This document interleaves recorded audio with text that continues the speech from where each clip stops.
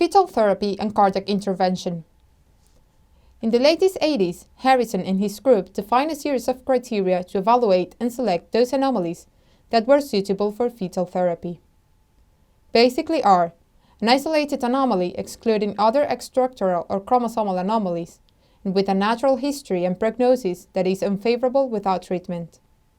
Those anomalies that from the 20th to the 40th weeks of pregnancy, the disease will progress, and then in the postnatal period, we won't be able to offer an effective treatment.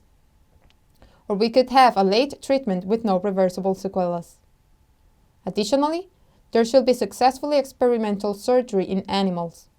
The maternal risk should be low, and obviously have to be done with a multidisciplinary group in a specialized center, with strict guidelines. So the question is there any congenital heart disease that is suitable for fetal therapy? And the answer is yes. The first group will be an evolutionary valve alteration, having, for example, an aortic stenosis that can progress to critical stenosis and even functional or morphological atresia. This can alter as well the other valves in the same size of the heart or the other side. For example, mitral atresia can condition a hypodevelopment of the aortic valve and a volume overload of the tricuspid, which can cause its insufficiency. And at last, we know that if we have a reduced transvalvular flow conditions, the ventricle and artery that are related to that valve will have a hypodevelopment. For example, if we have a mitral stenosis, we will have therefore a left ventricle hypoplasia. In that way, the blood prefers to go to the right side through the foraminal valve, and as the blood passes in minor grade to the left ventricle will be hypoplastic, and so will be the aorta artery. In these cases, there was thought that the fetal therapy could help to stop the progression of cardiac diseases. Fetal therapy has been done in cases with critical aortic stenosis, also the critical stenosis of the pulmonary artery, and in the case of having a foraminal valve premature closure or restrictive foraminal valve, in hypoplastic left heart, or in some cases of transposition of great arteries.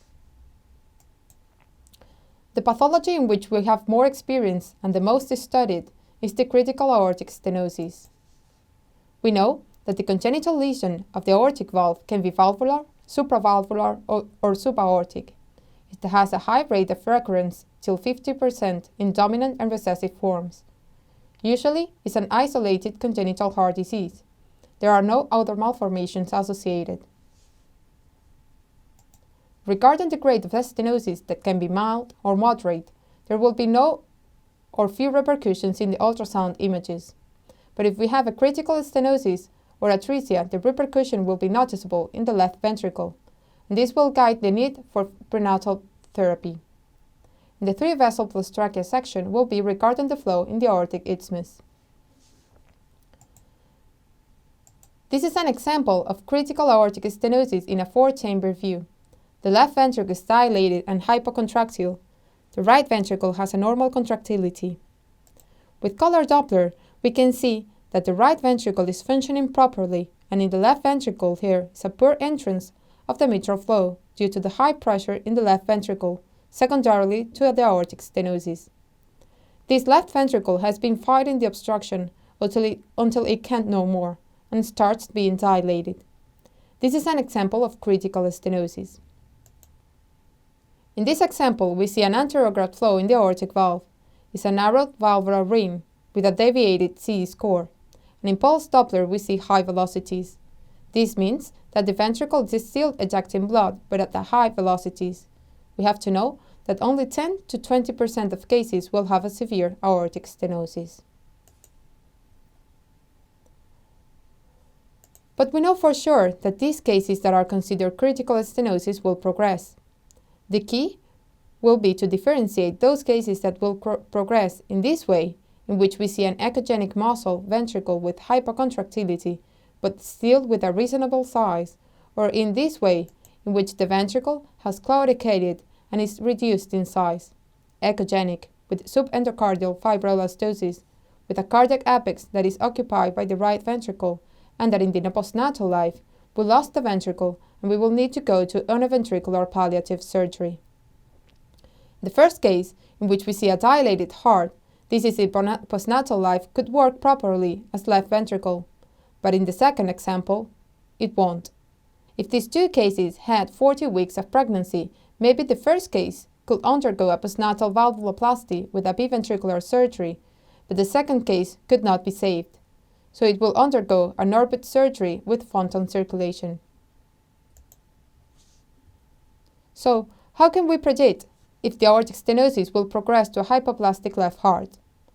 There is an important study published in Boston with several cases before the 30 weeks of pregnancy with no reduction of the left ventricle, which stated that there were no biometrical parameters, nor the mitral diameter, nor the longitudinal or transverse diameter of the ventricle that could predict the progression. But on the other hand, the finding of a reverse flow in the aortic arch, the finding of a reversal flow in the foramen valve, the presence of a monophasic mitral flow were highly predictive of the progression to hypoplastic left heart, as was the moderate to severe dysfunction of the left ventricle with hypocontractility. This is an example of the reverse flow in the aortic isthmus. This is the aorta, superior vena cava, and trachea, in which we see a reverse flow and thinner diameter of the aorta in an axial section. And here in the sagittal section, we can see how the aortic arch is filled with blue flow and with red supraaortic branches that depend on the aortic arch, which are reverse flow that comes from the ductus arteriosus. This is dilated left ventricle, with poor flow passing through the mitral valve, with a reduced functional ring, and this flow in which the two waves are lost. We are lacking the E wave of the passing filling, and we only have the active filling with the atrial contraction, which is predictive of progression to hypoplastic left heart. And this is an example of a deficient left ventricle function, seen in M mode, where we can calculate the ejection fraction, in which we see there is almost no contractility in the myocardial walls of the left ventricle. Other marker of left ventricle dysfunction will be seen in the pulse Doppler or the aortic outflow tract, velocities inferior to 50 to 70 centimeters per second. An output velocity inferior to 50 is a clear sign of left ventricular dysfunction. The prognosis, obviously when finding these criteria matching high risk of evolution to hypoplastic left heart, the postnatal management will depend on the newborn situation. If there is no severity grade, we can perform a postnatal percutaneous valvuloplasty with good results and low morbidity and mortality, or perform a valvular replacement called Ross surgery, in which the health pulmonary valve is placed in the left ventricle outflow tract and the aortic valve is removed. Because the low pressure of the right ventricle is well tolerated in the pulmonary circulation, but when facing a hypoplastic left heart, a palliative surgery will be the option, also called Norwood with phantom circulation. So these fetuses that have high risk of left ventricular claudication or hypoplastic left heart are the selected candidates to prenatal valvuloplasty to avoid the progression of the disease. This is a paradigmatic case of critical aortic stenosis with risk of progression to hypoplastic left heart. We can see the left ventricle dilated with poor transmitral flow in comparison with the right side. We see the monophasic mitral wave with low velocities. The aortic valvular ring is difficult to measure because it is small, but we can identify it with color Doppler, and we can see there is flow of blood, so we can still try to treat this fetus. The aortic isthmus is reversed in all the aortic arch, and we also can confirm that in the pulmonary veins there is an increased pressure and a reverse atrial contraction that reflects the volume overload of the right ventricle, with the blood passing from the left atrium to the right atrium, instead of passing to the left ventricle and aorta. So this is a case of critical stenosis, and it will be reasonable to explain to the parents the different options. If the parents decide to undergo a fetal valvuloplasty, it will be made under antibiotic prophylaxis, with maternal local anesthesia, with 19 or 18 G needle, which is around 1 millimeter of wide, and with ultrasound monitoring. We administer intramuscular fetal anesthesia at the thigh or arm, with atropine to prevent hemodynamic instability, fentanyl to avoid pain, and rocuronium to immobilize him. We can also count with noradrenaline and blood in cases necessary. The cardiac puncture is done through an apical entrance at the left ventricle. The left ventricle apex is the area in which there is low risk of injuring a coronary artery or vein. We use a balloon catheter of coronary angioplasty, which is inflated from 2.5 to 4 millimeters, depending on the size of the aortic ring. We will perform 3 to 5 dilations with the pediatric cardiologist and with 15 atmospheres of pressure. Our aim is to accomplish a ratio of 1.3 to 1.5. This means that if the aortic valve measures 2 millimeters, we will use a balloon that allows us to dilate it till 3 millimeters, which is 2 millimeters multiplied by 1.5. If the valvular ring is of 4 millimeters, then we will allow a dilation till 5 to 5.5 millimeters. And if there is an hemoperitoneum, we will need hemopericardium aspiration, because this can happen until 30 to 50% of cases and could cause a pericardial tamponade, so we need to be prepared. This is an example of the procedure. The fetus has been anesthetized and we have entered through the cardiac apex. We put the edge of the needle in the entrance of the aortic valve. Then we advance the guide. Then we inflate the balloon. At this moment the balloon is closed. There is flow of blood. Then the balloon is inflated and we do not see flow.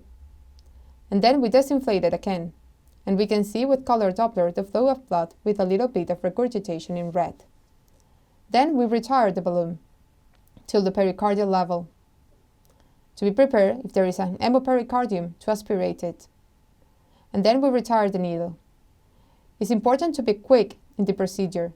In our experience with 20 cases done, we have seen that if the procedure takes more than 10 minutes, it will go bad, and if it takes less than 8 minutes, the outcomes will be good. So it is important for it to be with the less time possible. This is another example of a valvuloplasty. You can also see the entrance at the left ventricle apex with a dilated left ventricle, as are all the cases of critical aortic stenosis. Here we can see the valvular ring with the aortic valve and the ascending aorta. The entrance of the needle. It has to be decided. Entrance, but carefully not to harm any nearby structures. In this case, you will see now in the video that we tried to move forward the guide, but we couldn't do it. We spent a reasonable time trying to pass the guide, but the guide got folded up due to a severe dysplasic valve.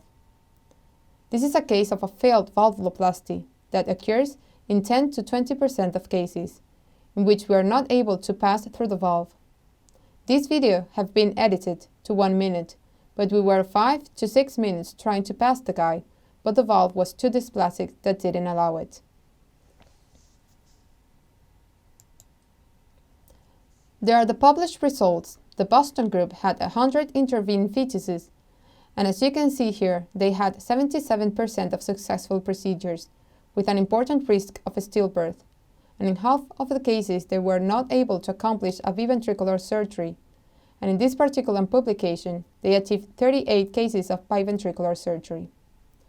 The second largest publication is the one with 24 intervened fetuses, where they found more or less the same results, and a successful biventricular surgery in 42% of cases.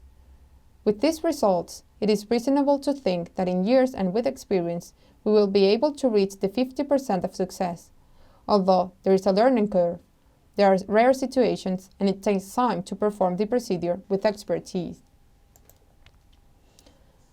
The predictor factors of achieving a biventricular surgery by the Boston group are to have a left ventricle length and transverse diameter near the 0 SID score after the intervention, not severely hypoplastic mitral and aortic ring, a transvalvular systolic velocity peak of more than 200 centimeters per second. If they accomplish more than 4 points of the mentioned above, half of the cases will achieve the biventricular surgery.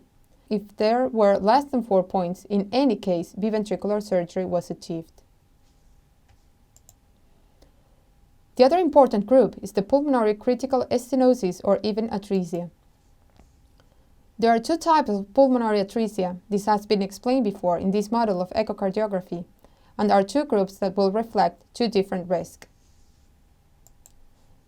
This will be a type 1 example with a right ventricle reduced in size in comparison with the left ventricle. And we can see here the reverse flow in the ductus arteriosus and in all the trajectory of the pulmonary artery, which indicates the presence of critical stenosis or atresia.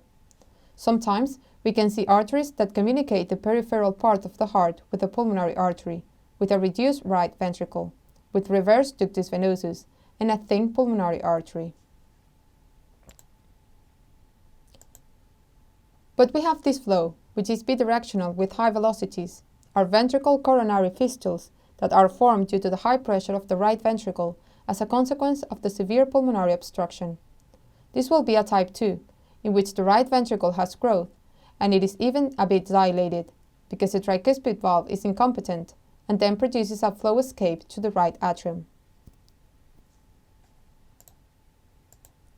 And here at the 3-vessel plus trachea section we can see the reverse flow in the ductus venosus, which tells us that it is a ductus-dependent congenital heart disease. Here we see a thickened and echogenic pulmonary valve, which is dysfunctional. This corresponds to a type 2 pulmonary atresia. Here you can see the importance risk of the type 1 and echogenic reduced right ventricle with subendocardial fibrinostosis, which makes it useless to the postnatal life, and that will be catalogued as hypoplastic right heart. And in the type 2, we can see the consequences of the pulmonary atresia, hydrops, an important cardiomegaly with right heart failure. Although it is not hypoplastic, but it has an important tricuspid regurgitation with volume overload and partially reverse flow in the ductus arteriosus. The hydrops condition will threaten the fetus life in the next days.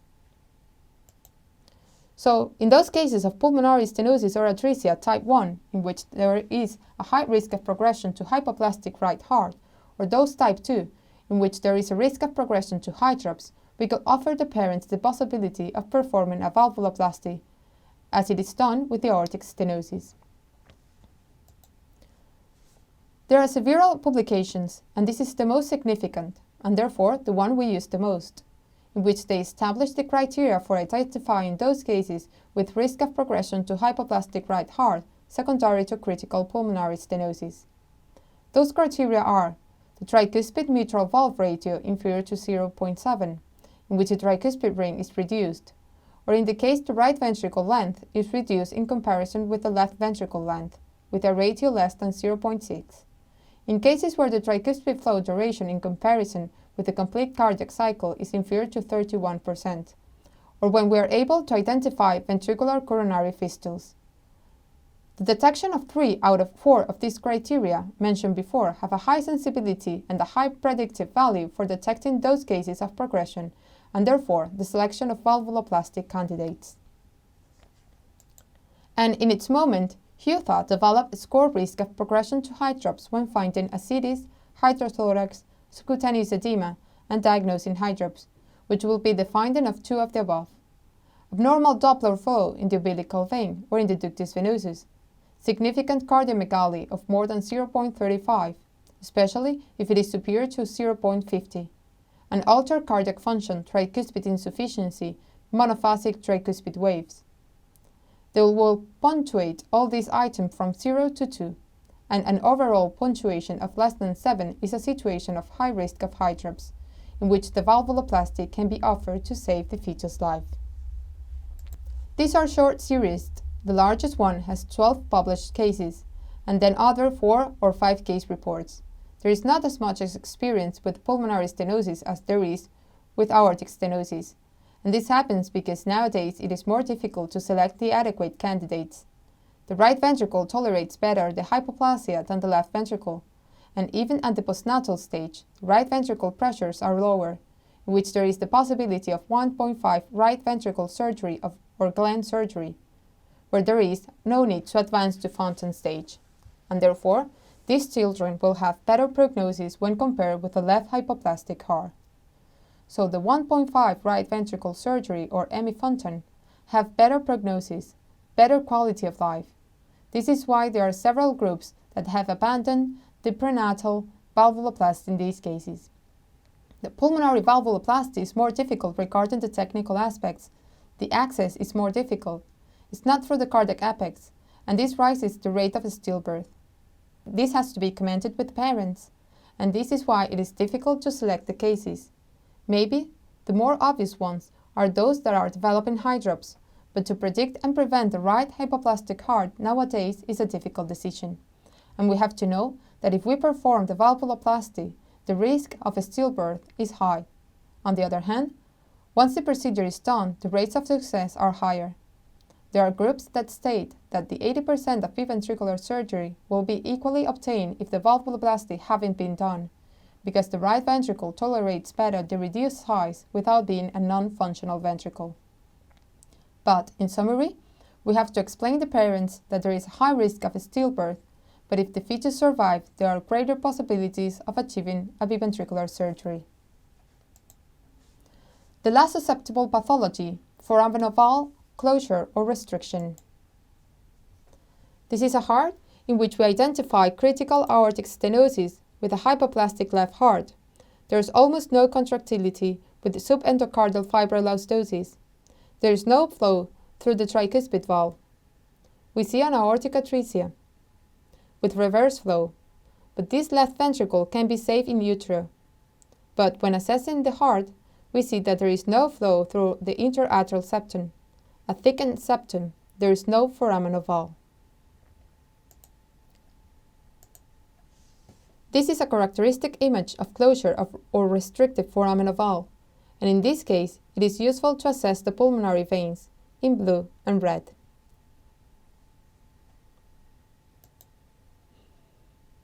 And in this case, pulmonary veins will be biphasic flow due to the volume and pressure overload, which confirms the diagnosis of closed or restricted foramen valve.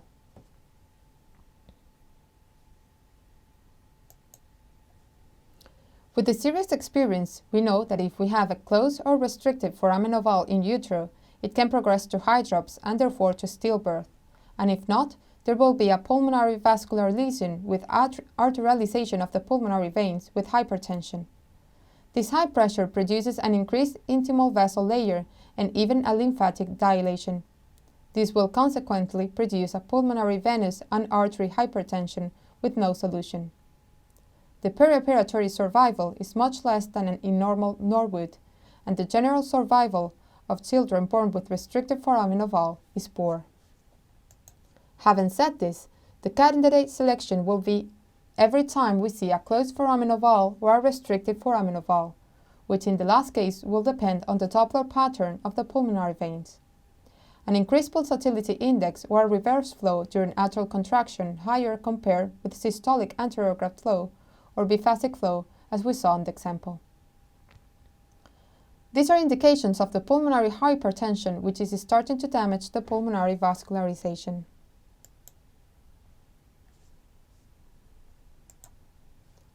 The atrioseptostomy is ideally done from the right atrium or from the left vent atrium, as you can see in this example.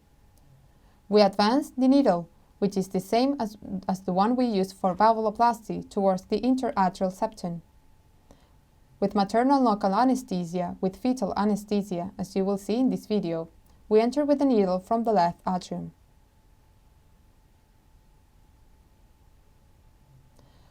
Once we enter in the atrial cavity, now we see the edge of the needle inside the atrium. And now we will move towards the interatrial septum. If there is a little bit of permeability of the foramen valve, we could try the same technique as the valvuloplasty with the guide. But if not, as is this case, we will perforate the interatrial septum till we arrive to the atrium, and then we will pull out the guide and retire the needle, and then we will inflate the balloon to try to dilate this foramen valve. There are other groups that have tried to use laser therapy in the interatrial septum, but it has a higher risk due to the generated heat and the possible injury of nearby structures. In this case, we were trying to inflate the balloon to obtain 3 mm permeable foramen valve. As the valvuloplasty procedure has to be done quickly, more than 10 minutes will carry out poor prognosis. Now we are starting to see pericardial effusion. Once we achieve the perforation of the septum, with an acceptable dilation, we remove the needle.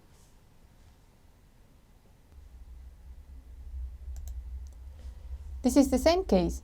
We can see how the flow of the pulmonary veins improved. This is the way after septostomy. And in the right, we can see the previous one. We can see how there is a telesystolic flow, although the flow in the atrial contraction is reversed.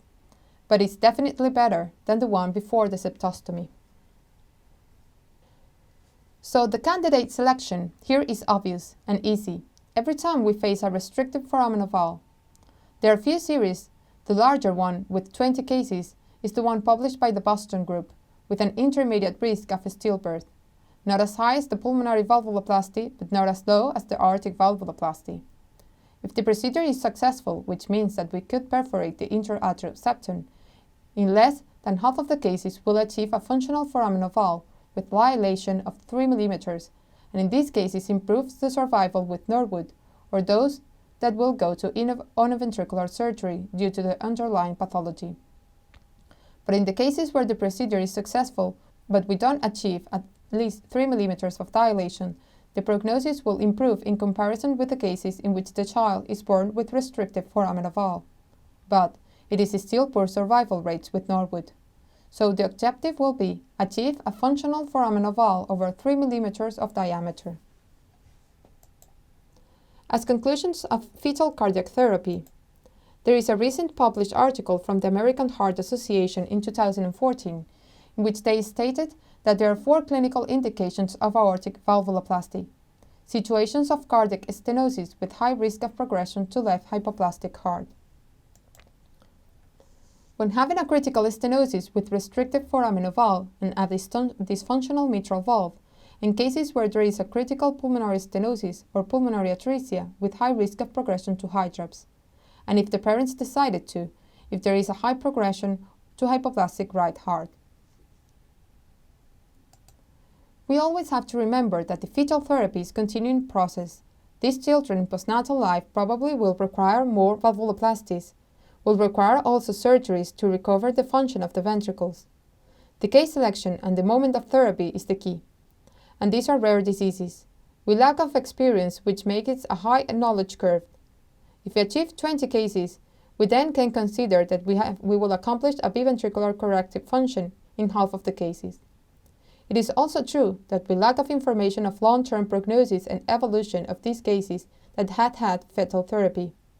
We don't know yet if a long-term adolescence these children will need other valvuloplasty, or if the left heart will function properly, or the state of the pulmonary hypertension. At last, it is important to concentrate this type of cases in few centers, so the acquired experience is higher due to the infrequent of the pathology. If not, the realization of randomized trials will be impossible.